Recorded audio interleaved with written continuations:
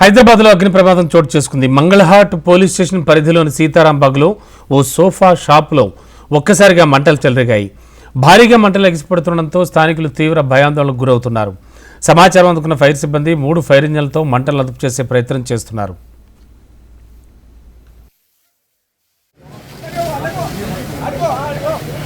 హైదరాబాద్లో అగ్ని ప్రమాదం చోటు చేసుకుంది. మంగళహాట్ పోలీస్ స్టేషన్ పరిధిలోని సీతారాంబాగ్లో ఓ సోఫా షాప్లో ఒక్కసారిగా మంటలు చెలరేగాయి. భారీగా మంటలు ఎగిసిపడుతుండటంతో స్థానికులు తీవ్ర భయాందోళనకు గురవుతున్నారు. సమాచారం అందుకున్న ఫైర్ సిబ్బంది 3 ఫైర్ ఇంజన్లతో మంటలను అదుపు చేసే ప్రయత్నం చేస్తున్నారు.